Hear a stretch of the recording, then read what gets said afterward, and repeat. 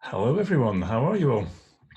We've got a few more people joining, so we'll just make a slow start and make sure that everyone has everything they need for the webinar. First of all, I'm Mark Reed. I'm a Professor of Socio-Technical Innovation at Newcastle University, and I run Fast Track Impact, trying to help people around the world to generate more impact from their research, ideally in less time than they might normally expect. We're going to start today just by finding out a little bit about who we all are. And we've got a lot of people joining us, so I'm not going to expect you to necessarily be able to get through everything that is in the chat. But as I look at this title slide here, we should now be able to see my screen. This is how to write the impact sections of a Horizon 2020 proposal, soon to be Horizon Europe, of course. So while everyone arrives, I'd like you to introduce yourself on the chat. And can you provide for us your name and your expertise or discipline? And I've put a couple of examples on the screen from myself. It'd be nice to know where you're from as well, wouldn't it? So why don't you put that as well? So your university or your country. So lots of people from lots of places, from India, from lots of places all over the UK. Fantastic. Shall I start myself? My name is Ashraf. We'll just do this in the chat, actually, Ashraf, if that's okay. Sorry, say that again? We'll just do this in the chat, if that's okay. There's too many of us. Okay. So in the chat, I'll just mute everyone. We're going to do most of this on chat and poll and things like that, just because of the number of people. Fantastic. So someone from Ontario, Belgium. You know what? I can't read fast enough now. They're flashing up. The Netherlands. Fantastic. You are all very, very welcome indeed. So have a look through the chat as that scrolls and get a feel for what we have here. Who's everyone here? So I thought we would start with a digital icebreaker. So there is a point to this, a take-home message that you're going to hear later on that will link to this. What I would like you to do in a moment is, I'll give you the sign in a moment, is to raise a foot to the camera. I want you at the same time to have a look at what everyone else is wearing and then to write in the chat, who would you like to swap shoes with? Or maybe they're socks or slippers, or maybe they're just bare feet, who knows? So don't try and get hold of the username of the person, just describe the footwear you noticed. And you can say why you liked it as well, if you want. So let's have a shot at this. And I have to confess, I'm wearing shoes in the house. There we go. Fairly hard to see, great. We have socks with, grippy socks, fantastic. My kids have got those. I've always been jealous. So yeah, I might go with yours. Let's see. Oh, yeah, nice socks. Fantastic. Oh, yeah, I like the red slipper. Very classy. Yes. Fantastic. So I'm going to go with the grippy socks because despite having my kids having these, I've always been jealous. Fantastic. The bare feet, yeah, some of us have more attractive feet than others. Luckily, mine aren't bare. Thank you. Lucky stars that you didn't get to see my bare feet. Yeah, the red shoes, always good. Oh, someone's wearing flip-flops, and we're all jealous now. Fantastic. Great. Hopefully this is going to be fairly obvious when it comes, but there is a definition of a word, which is putting yourself in someone else's shoes. And that word will be coming later. If you don't know what that definition is, fairly obvious, but a key take-home message from today. So we're going to start by looking at some thinking tools, so things that are going to help get your thinking really clear. For me, that's the most important starting point if we want to write a clear, convincing, competitive bid. Secondly, we're going to think about the proposal writing tools, and then we're going to break out into groups to discuss these successful or failed proposals. And then finally, we have the masterclass, which will build on what you've learned, and I'll add a few of my own thoughts in here as well. If you want to grab hold of the slides, I'm going to just put them in the chat as well. Here we go. And you can download them there as well.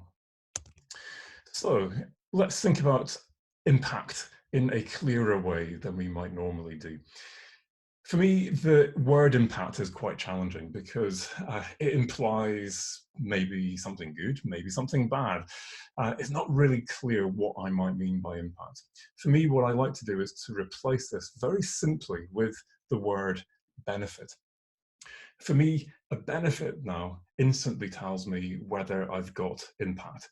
If what I am proposing in my proposal is simply to disseminate, to communicate, maybe to write a policy brief, for example, then there is not yet any benefit from that. How do I know that anyone actually is going to read my policy brief, let alone understand it, let alone actually do something with that that might make a new policy, which might ultimately then benefit someone? For me, when I ask the question, who benefits, this now becomes even more useful. But I also realize that this is, in fact, a fairly subjective concept, because what might be a benefit for one group in one place in one context or time may, of course, be the opposite of that for another group in a different context. And that leads me then to the definition that I included in the Research Impact Handbook, which is the good that researchers do in the world. If you want to read more about this, go to chapter 2 in the PDF. I've got an academic definition with lots of jargon in it in a paper that just resubmitted yesterday to Research Policy.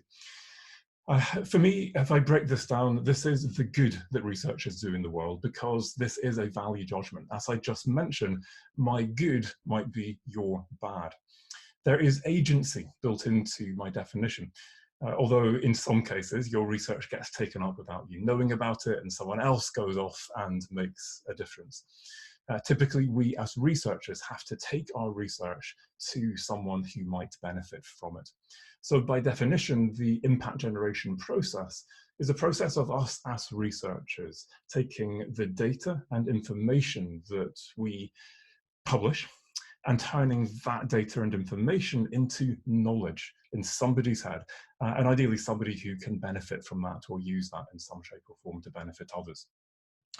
So this is not just about making our work open access, it's about making it understandable to the right person in the right place. And then there is a venue in my definition. This is the good that researchers do in the world.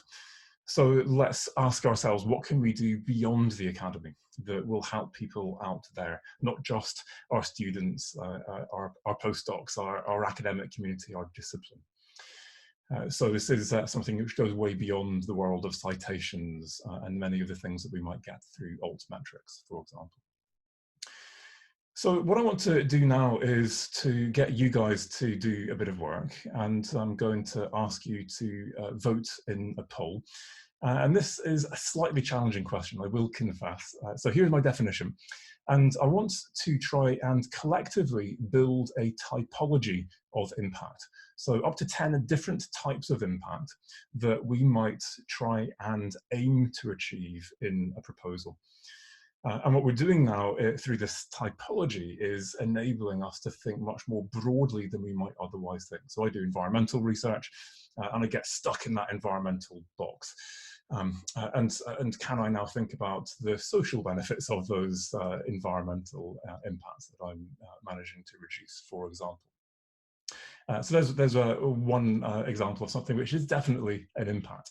But hidden in this list of 6 different types of impact, there is one type of impact that is, I would argue, not an impact based on my definition. So let's launch the poll. And in a moment, you should see this. So I've added the additional definition in here. So which one of the following is not a type of impact, based on the definition of impact as benefit or the good that researchers do in the world? So take your pick. Which of these do you think it might be? It's not actually necessarily a benefit. Okay. Give you a couple of minutes more. Oh, in fact, 1 minute more. We're up to halfway. Great, well done. I'll give you 5 more seconds to make your choice. Don't worry if you can't work it out. All will be revealed in a moment. And let's end the poll then. We'll share this. And it is a close race between a technological impact and a cultural impact, as you can see here. And those of you who voted technological, well, you were right. So I'm impressed by the wisdom of the crowd in this case. And the reason for this is that a technological impact, by definition, is not necessarily a benefit to anyone. It's an important stepping stone. It's an important pathway to impact. Yeah, I need to develop my technology. I might want to patent it, but it's only once I've actually now built that technology and proven that it works and now got this into lots of people's hands and it's actually working for them. I've commercialized it, for example. It's only at that point now that as a result of that, people are reducing their energy consumption and saving themselves money, for example, or saving the climate, for example. That's the point at which now there's a benefit, and now this is falling into one of those other categories. And of course, we can all think of examples of technologies that were developed for good reason that have been misused and used now perhaps to kill, maim, and destroy. The technology itself is not necessarily a good, it's how it's used and who benefits and how that we need to think about. Now, cultural came second, and I suspect the reason for this is that of all of these, this is probably the hardest to evaluate. We might think about a culture at a national scale. It could be a subculture, a culture of a subpopulation. It could be an organizational culture, probably the easiest of those three to measure. But there are ways and means. And interestingly, in fact, some of the most powerful methods for evaluating cultural impact actually come from the arts and humanities. So I'm going to invite you now to comment in the chat. There are too many people to open the mics at this point, so do this in the chat, please, not on your mic. And I would like to invite you now to come up with some examples of interim or initial impacts that you might see on the way to one of those end-of-pipe longer-term impacts. For context, there were 2 studies that were published that suggested that health and well-being impacts on average take 17 years between biomedical research being published and clinical benefits. So the ones we've just looked at are all fairly long-term. There are, however, happily, a number of things that happen much shorter term. So these will happen within the lifetime of your project. They could happen in the first year in some cases. But they are, by my definition, impact. So for example, we've got increased awareness or understanding of an issue. And I might want to build a problem statement that explains why it's so important that people didn't understand this.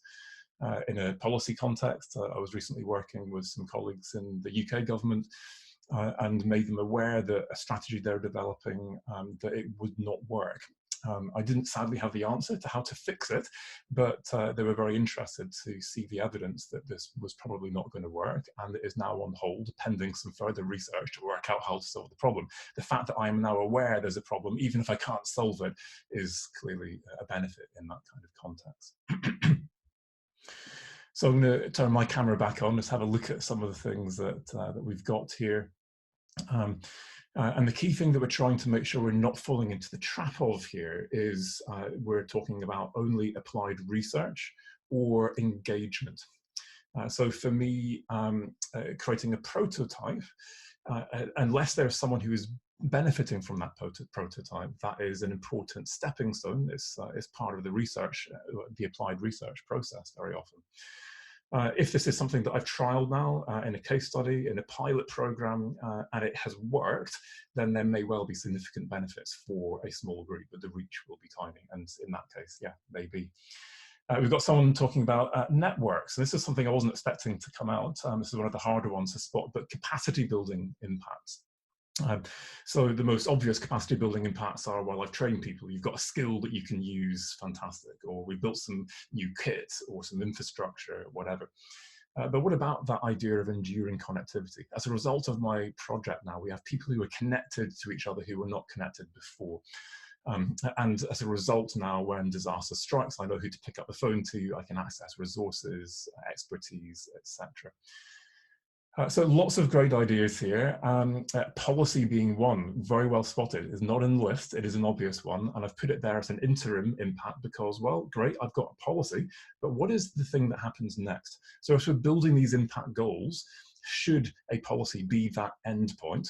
Well, yeah, it's maybe going to be an impact goal, but let's ask ourselves now, what would a good policy implemented well and delivering benefits for the public actually look like, and what might be some of those benefits, and can we think a bit further forward and articulate some of those kinds of things as well. So let's have a look at my typology, and for those of you who have got the book, I can point you to, it's around about page 20, you can see this. For those of you who have not, I believe I can send an email to you through Eventbrite. It has occurred to me, so I'll make sure you get all of the attachments after the training. And what you can see here is at the top of the screen, some of these earlier things, capacity building, understanding and awareness. And you can begin to trace causal chains. So I'm going to put these in order as I write my impact goals. The understanding and awareness might, very big assumptions, change attitudes, which might then change behaviors. Those behaviors might then inform policies. Those policies might then have a health and well-being benefit, which might have a knock-on social benefit, and so on and so forth. And what I want you to think about with this is to now start using this typology as a checklist. You've got the list of expected impacts in the call text for Horizon 2020, and we're going to have to make sure that we do them. Can we now also subdivide those or think about what might be some of the knock-on impacts of the expected impacts that we have to include? What might be some interim or stepping stone impacts before that that we're going to achieve? And can we then extract some value from that to make our impact sections more competitive than just simply re-articulating the expected impacts that we've been told to explain how we will do? If you can see the book, then you can scan through pages 21, 22, 23, just get a sense now of what's in the book, the different types of impacts, the different ways in which we might evaluate them later on, cross-referencing to chapter 22. And also in this chapter, you'll get these three concepts around evaluating impact. So we need to understand whether or not this is linked to the research. So as part of our proposal writing, this is not a set of disembodied impact goals. We're linking them through to the work plan, and we're creating those cross-references nice and clearly. We're making sure that these are competitive in terms of both their significance and reach. So why is this important? And maybe using some problem statement around this to contextualize why this is such a big problem and now how we're going to solve that and why it's important to solve that problem or meet that need. So it's really clearly and explicitly significant, and we're articulating the reach. This isn't just 10 people, this is going to be thousands of people. Maybe I want to do this geographically, maybe I want to do it in terms of diversity or hard to reach groups. And this is why it's a small population, but it's important. Nobody else has reached them, but we will reach them. And so I'm now making these impact goals really sing and jump out of the page. I want to try and summarize for me what is at the heart of good impact and competitive impact at that, and how some of the tools we're going to use will not only help you write a better proposal, but save you time as you start to now try and achieve impact in your funded project. The metaphor that I'm going to use is based on a trip I took to London with a colleague a few years ago. Here's a silent video of it. And we drew the word smile and walked down London's South Bank, grinning at random passers-by. The majority of these Londoners gave us a big grin back. And the idea is that Good ideas are like an infectious smile. They spread through the warmth of human connection. And it is this relational or empathic approach that is, for me, what works. If you look through the book, you can see 5 chapters that map onto these 5 evidence-based principles based on the evidence from my own research and the literature that explain more on what works and what will save you time. Now, the reason that I got you all to do a digital icebreaker showing your feet and considering whose shoes you might like to be in is that the definition of empathy is, of course, putting yourself in somebody else's shoes. This is my daughter in my garden wearing my shoes. And the task that we have as we write this proposal, if we want to make this compelling, is to put ourselves in the shoes of the people who might benefit from this project. And not only do that imaginatively, but now start to reach out to them. So we co-produce our proposal in a way that will really resonate for them and will resonate for our reviewers. Which then takes me to the proposal writing tools. And I want to introduce 2 tools in particular that are going to do 3 things for us. So first of all, I want to know who might benefit from the impacts in this call, and look at the call text. So there'll probably already be a lot of good ideas in there, but we can go beyond that. And I want to really specify and make credible links to these organizations and groups. And for me, this is not just about imaginatively working out who these people might be and grouping them, for example. I'm actually going to reach out to some of the key groups early on and start asking them, what are your interests? What are your needs? And as a result of that now, I can co-produce my proposal with them and get them to help me identify additional impact goals, additional pathways to impact and activities that I can do, indicators I might use to measure whether it works or not, but things that will really work for them. And there's a real difference when you read a proposal that has been co-produced. You feel it in your bones as you're reading this. It's just so much more credible. And then thirdly, how are you going to enable each of the identified groups to benefit from each of your impact goals? And this is a linking process, linking activities to both goals and beneficiaries. And these last 2, we're going to use an impact planning template.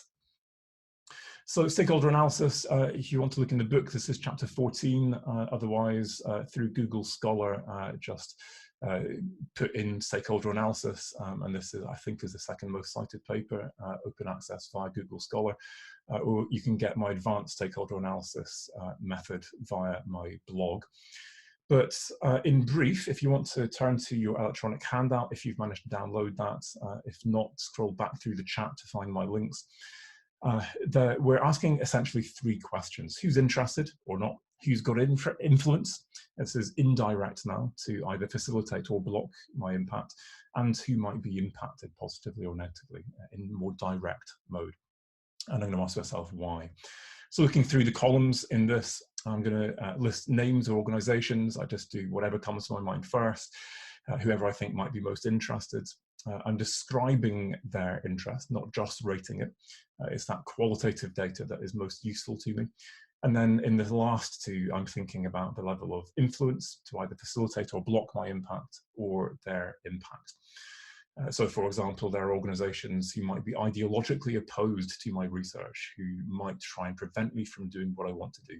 I need to understand the nature of that risk, reach out to them if I can, and ameliorate those risks and find some win-wins, or at least explain to my reviewers how it is that we're going to avoid anything going wrong, given how well known that ideological objection is and how powerful organizations like that might be, for example. But equally, when I find an organization that wants me to succeed, who will facilitate my impact, let's reach out to see if we can partner with them formally, maybe even bring them into the bid. And very often you'll discover that these are organizations who will throw staff time, resources, co-funding and the like, and very nice letters of support, etc. Because, yeah, my impact is your impact, is my impact is your impact. Great. So we're also getting a sense now of what might be some of the benefits, writing those down as well, but also if there are drawbacks, if this might harm a particular group's interests, we're identifying that, and again, trying to do something to avoid those risks, or at least be aware of them and manage for those risks. You can do this yourself, do it with your research team, your bid writing team. It takes about an hour to do properly, half an hour to do a back of the envelope job on this. And now I've got a sense of who the beneficiaries might be, what their needs are, what their interests are. This is my starting point, and we can all do this. This is not actually that difficult. Even more powerful is to now do this with a couple of my stakeholders, and I can do this online with people via something like this. And I'll get even more richness by doing this with a few people who are already out there connected. And maybe it's just another academic, another researcher who is more engaged than I am, but let's do this as a team if we can, if we've got time. Once I've done that, I then move to my impact planning template, and you can have a look at a more detailed work example in my YouTube channel. You can see the peer-reviewed paper, open access again, probably best via my own personal website, profmarkreed.com, or the chapter in the book. And what we're doing now is we are working back from the columns 2 and 3 to an impact goal, if we hadn't identified an impact goal already. So what is their interest? So how might they benefit from that interest? What is my impact goal? Fantastic. I know who those beneficiaries are, what aspects of the research are going to link to this, and I'm going to identify activities now that will engage each group differently. I might then think of indicators of successful engagement. Nobody turned up. Why not? Indicators of impact, some of those milestone interim impacts, as well as the ultimate impacts. How will I measure them? And that will help make me, enable me write something much more credible and specific there. Identifying any risks and assumptions, how I'll mitigate them, and who's going to do what and when, and what resources are needed. Now, at the end of this, you're going to have a whole load of different impact goals. We're going to have to rationalize which of these are actually marrying up and overlapping with the call text, and let's make sure we've got all of those.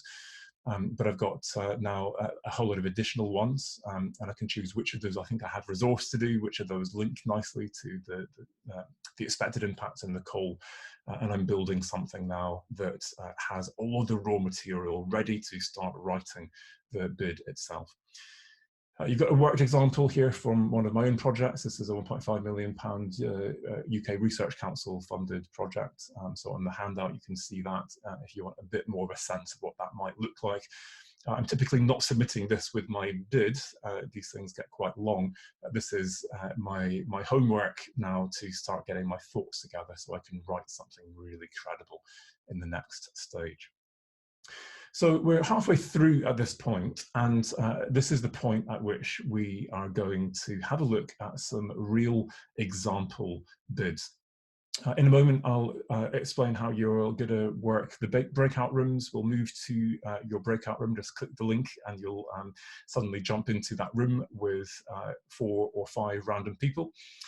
I want you to individually scan or read the 2 bits. So give yourselves a maximum of 5 minutes on that. If you just can keep the time, I'll send you a wee message after 5 to say you should be moving on. And then start discussing whenever you're ready. If you want to take longer to read, that is fine. I realize they're quite long. I'm not expecting you to read every word, just going to get a sense of them. And as soon as you've finished reading, then join the conversation in your breakout room. The question you have to answer is not only which is the successful bid, but why. And I want you to be able to write in the chat when you come out of this, what for you were the good practice features in both. This is not an easy task. I've yet to have a group where there is a very clear majority. There's usually a good split of people who think each of them might be the best one. And that's because there are weaknesses in the funded one. And there are lots of redeeming features in the rejected one. So this is not an easy task. And I'm looking for good practice features in both, please. But I do need to warn you that, of course, if you Google them, you'll find that one of them has a project website and the other one doesn't. So please, no cheating. Right, so I'm going to stop sharing my screen at this point. I'm going to also put back into the chat a link to the 2 examples on Dropbox so that they're easy for you to find if you didn't download them yet. And if at least one person in your group has managed to get them and can email it to the others or find some other way, we'll work this out. So I'm going to open the rooms, stop the recording for now. So welcome back. I would like those of you who are joining us, please, to write in the chat what are some of the best practice features that you identified. So share some of the insights from your group, please, in the chat.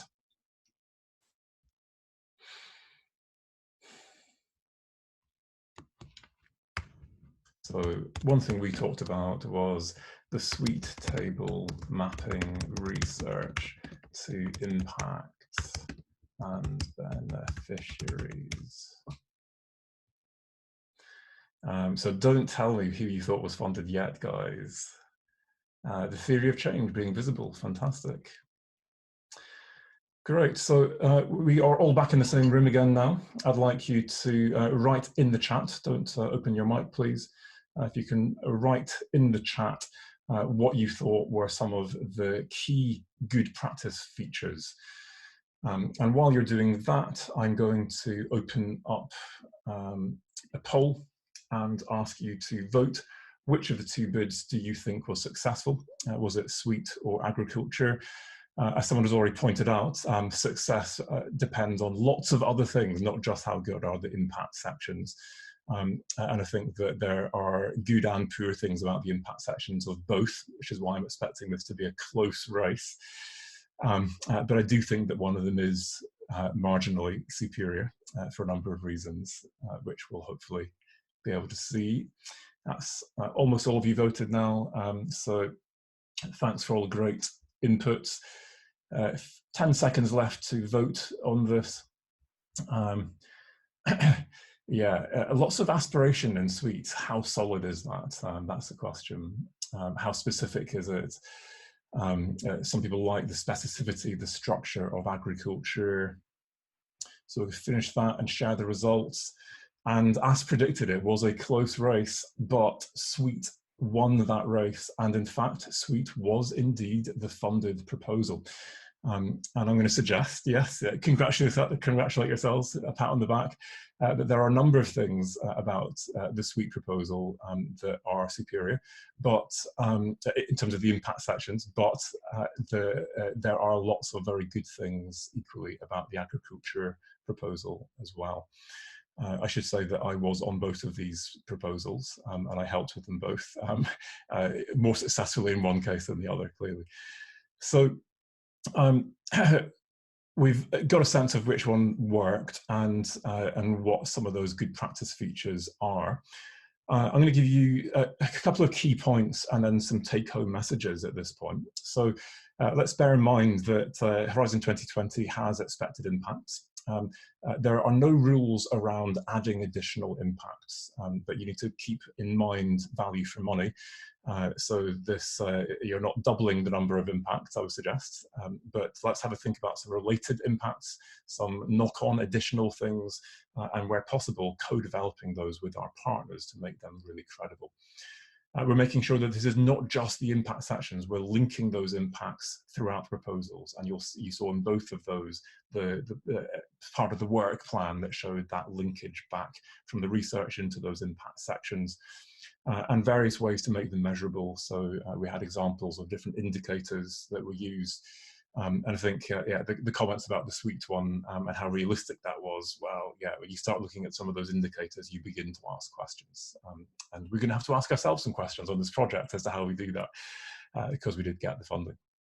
So the take-home messages from me are, first of all, that specificity equals credibility. The more specific you are, the more believable your proposal is.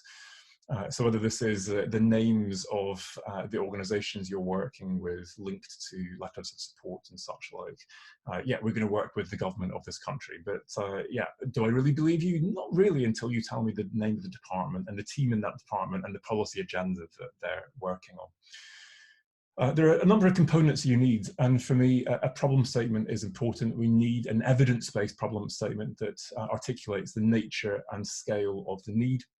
We need then impact goals that meet those needs, that deal with those problems. We need beneficiaries that will then benefit when we achieve those goals, and we need activities that will enable each beneficiary to get each goal. And so the task then is to map all of this on to each other. So I'm making sure that each of those impacts will go to at least one beneficiary group. And if there's a beneficiary group I've got that doesn't have a benefit, then I need to either get rid of that group because they're not actually a stakeholder, they're not relevant, or add an impact for them. Same with the activities, I'm making sure that there's an activity that will get me to each impact and that there is something relevant to each beneficiary group. So if one of my beneficiary groups is not literate, I'm making sure that you don't have to read and write in all of my activities, for example.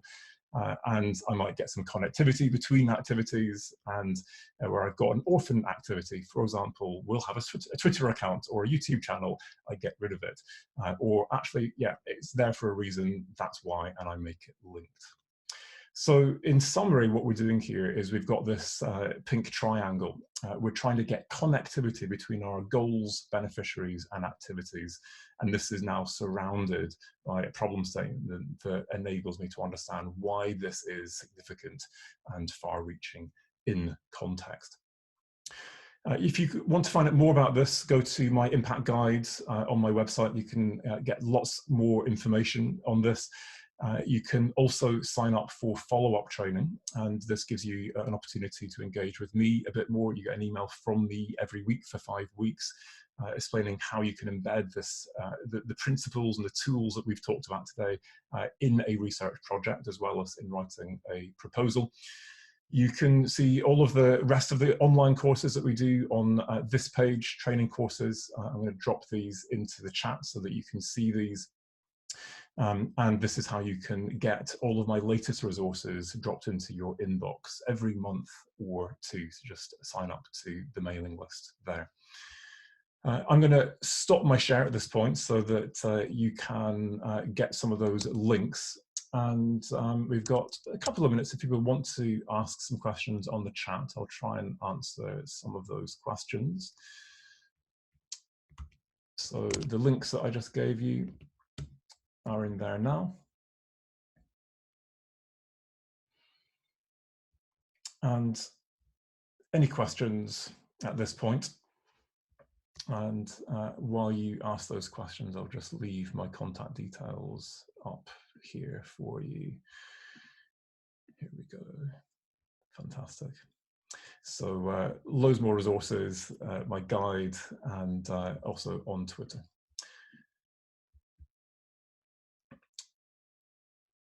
So Horizon 2020 as compared to other bids, so it's certainly in terms of national funders very much so, but yeah, always check the guide notes.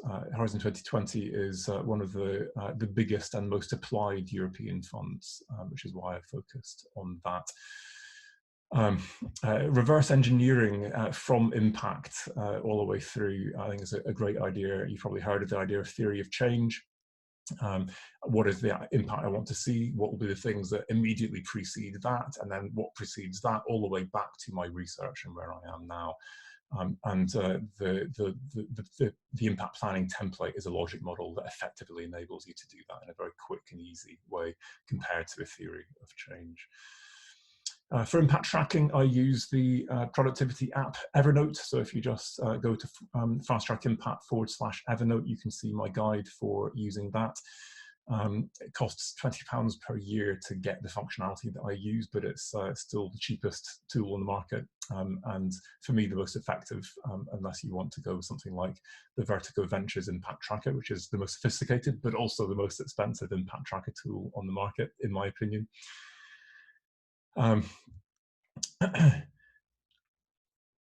Yeah, getting policy change in Britain. We're all trying to influence post-Brexit policy. There's a big challenge for us. How do you measure? How do you prove that? We're going to be looking for citations. Yeah, if you haven't got that, I'm going to triangulate this. I'm going to check it in a number of ways. So I'm going to look to see, well, do we have a policy change that matches our recommendation? That's a start. Now I'm going to look at the pathway and see, did we put our stuff into the consultation? Did we get called for evidence? Did we do seminars, policy briefs? Great. and now it's looking, well, was it us? Was it someone else? It looks fairly credible, fairly likely that it probably was us. But then I get a testimonial to say, yeah, that this was indeed. So this week I got a testimonial from the latest budget to say that our research had fed into a Committee on Climate Change report. Their recommendations based on our research then influenced the budget. And I've got that now in a testimonial. But without that, all I've got is, well, it looks like what we were suggesting, but I can't prove it. Lots more questions. Sadly, not enough time to answer them all. But it is now coming up to 2 o'clock. So what I'm going to do is I'm going to send an email to everyone through Evernote. And I will give you the links to that. If I can attach stuff, I will do that, but otherwise I'll give you the link to that. And if that doesn't work, just reply to that or Google my name and email me separately, and I will work it out and send it to you. Thank you everyone for your time, for your engagement. Thanks for the discussion that happened in the breakout rooms. I hope you found it useful and informative, and please do stay in touch, guys. Take care. Thank you. Thank you.